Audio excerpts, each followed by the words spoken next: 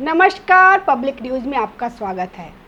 Modi cabinet के जाति जनगणना कराने के फैसले ने कई पार्टियों की नींद उड़ा दी है। उत्तर प्रदेश में 2024 के लोकसभा चुनाव में समाजवादी पार्टी और कांग्रेस के उस फार्मूले ने कमाल दिखाया था, जिसमें उन्होंने यह नैरेटिव सेट किया कि संविधान खतरे में है, आरक्षण खत्म हो जाएगा। यह भी कहा गया कि अब की बार 400 पार का नारा यही बताता है कि सरकार संविधान बदलने वाली है। इस नैरेटिव का असर सबसे ज़्यादा उत्तर प्रदेश में देखने को मिला। इतना ही नहीं, कांग्रेस और समाजवादी पार्टी के इंडी गठबंधन ने जो जाति जनगणना की मांग की और कहा कि जिसकी जितनी संख्या भारी उसकी उतनी भागीदारी। अब जो विपक्ष मांग शुरू करने जा रहा है उसके मुताबिक आरक्षण की सीमा जातियों के आधार पर बढ़ाने की है, यानी जिसकी जितनी संख्या होगी उसे उतना आरक्षण देने की मांग। अभी तक जो व्यवस्था है उसके मुताबिक 50% सामान्य और बाकी के 50% में अनुसूचित जाति 22%, अनुसूचित जनजाति 11% और ओबीसी वर्ग को 27% आरक्षण मिलता है। इसके अलावा 10% आर्थिक रूप से कमजोर वर्ग को आरक्षण की सुविधा का प्रावधान है। लेकिन आरजेडी के तेजस्वी यादव ने कहा कि अब आरक्षण का दायरा बढ़ाना पड़ेगा। लेकिन प्रधानमंत्री नरेंद्र मोदी ने विपक्ष के इस दाव को बस एक फैसले से शांत कर दिया। प्रधानमंत्री नरेंद्र मोदी ने जाति जनगणना को मंजूरी देकर एक बड़ा राजनीतिक दाव खेला है। इससे कांग्रेस और खासकर राहुल गांधी के हाथ से उनका सबसे बड़ा चुनावी मुद्दा फिसलता नजर आ रहा है। मोदी सरकार अब देश में जाति जनगणना कराएगी। हाल के वर्षों में कांग्रेस नेता राहुल गांधी जाति जनगणना कराने की मांग संसद के अंदर और बाहर करते रहे हैं।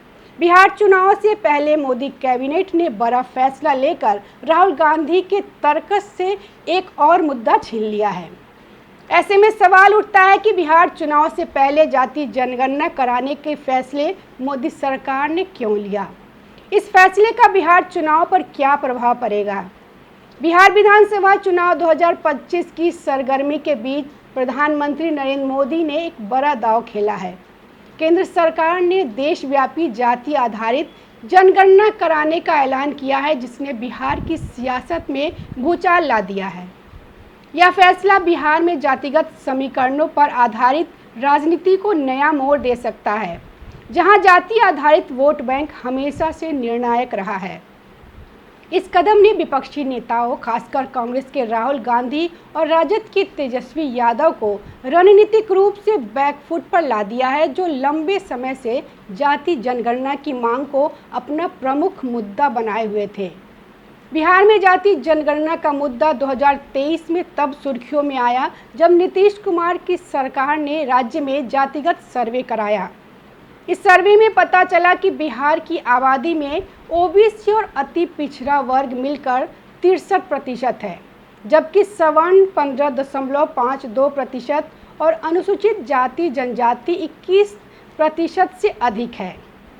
तेजस्वी यादव और राहुल गांधी के इस सर्वे को आधार बनाकर केंद्र पर राष्ट्रीय स्तर की जाति जनगणना के लिए दबाव बनाया था। राहुल ने इसे सामाजिक न्याय का एक्सरे करार दिया, जबकि तेजस्वी ने इसे दशकों के संघर्ष का प्रतिफल बताया। लेकिन अब पीएम मोदी के इस ऐलान ने विपक्ष के इस हथियार को कुंद कर दिया है। अभी कई ऐसी जातियां हैं जिनको आरक्षण का लाभ नहीं मिलता है, उन्हें भी फायदा होगा। अब तक सामाजिक आर्थिक जनगणना होती थी, लेकिन पहली बार जाति जनगणना होगा। इससे देश की राजनीति में एक बड़ा बदलाव आएगा, खासकर हिंदी पट्टी क्षेत्रों में बदलाव होगा। नमस्कार।